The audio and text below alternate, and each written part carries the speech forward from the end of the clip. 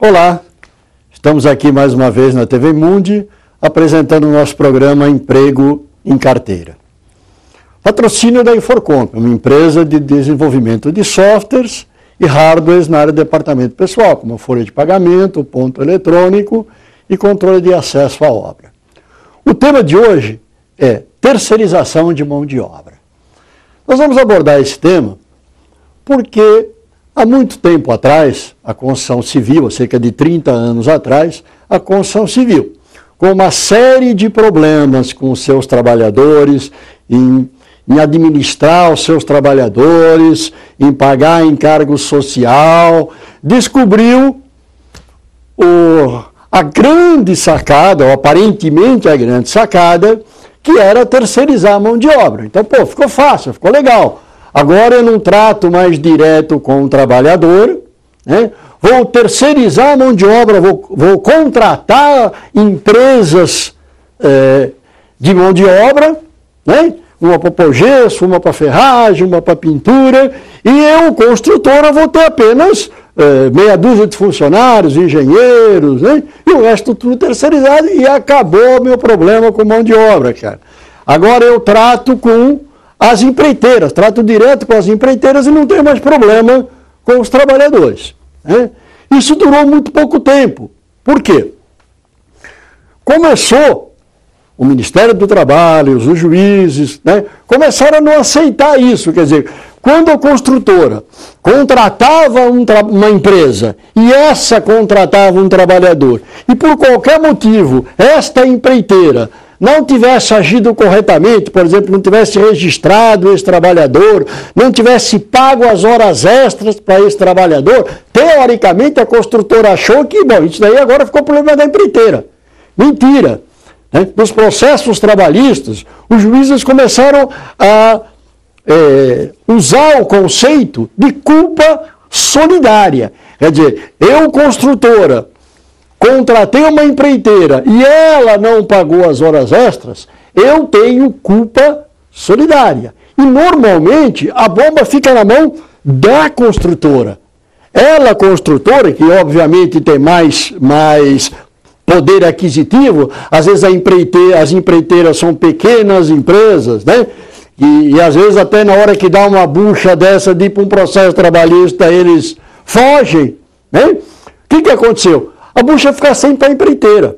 Existe hoje já um processo que é o seguinte: o trabalhador, o advogado, nem entra contra a empreiteira para posteriormente repicar para a construtora. Ele já está entrando direto na construtora. Então não adianta nada. Então tudo aquilo que a construtora achou que ia se livrar, não se livrou. Por quê? Ela não tem processo mais direto, né? Mas ela tem processos indiretamente por problemas com as suas empreiteiras. Isso virou um problema enorme na construção civil. Porque é muita gente. Às vezes uma construtora tem 10 obras, né? Normalmente passa por uma obra de 500 a 1.000 pessoas. Né? Porque é uma fase, sai uma equipe, entra outra. Se ele tiver 10 obras, passam 10.000 pessoas nos ambientes de trabalho, nos canteiros de obra dela. Isso gera um problema enorme. Aí o que aconteceu? Né? Algumas construtoras voltaram atrás. Então é muito engraçado, muito interessante, que eu tinha construtora que tinha tudo mão de obra própria. Aí não aguenta os processos trabalhistas, não aguenta administrar aquele montão de gente que é muito difícil.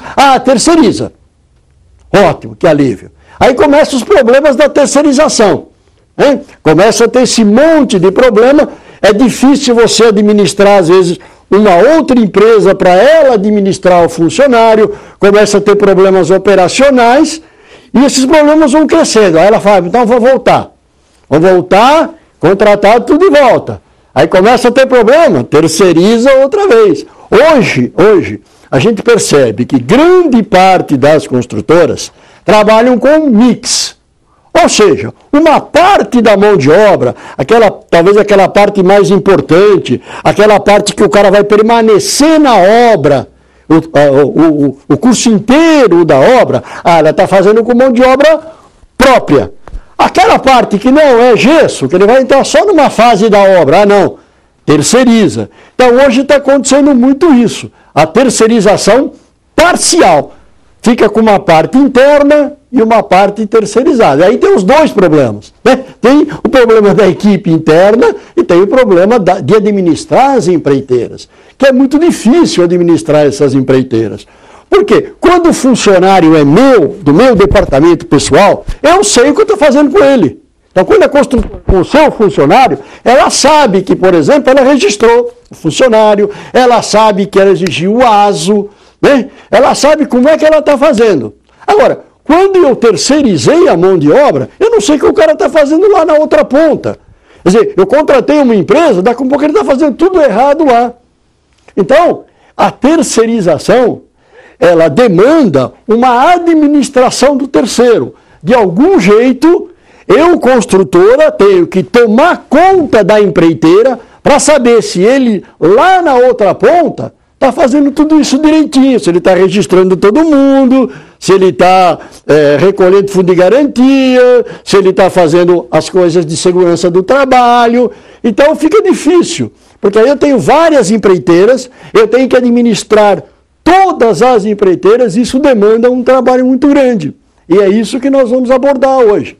Como é que nós vamos fazer para administrar isso lá na outra ponta? Que jeito que as construtoras deram, como é que elas resolveram ou tentam resolver este problema. Então, no próximo bloco, nós vamos trabalhar com este assunto, trazendo dois convidados que são, de alguma maneira, administradores de obra, né, que lidam com esse processo de terceirização de duas grandes construtoras. Vamos falar com o Márcio Luiz, da MAC Construtora, e falar com o Paulo Renato, da Bueno Neto. Então, gente, vamos para um pequeno intervalo, lembrando que daqui um pouquinho a gente volta para tratar desses assuntos. Então, vamos ver se terceirização de mão de obra é uma boa mesmo, se resolveu.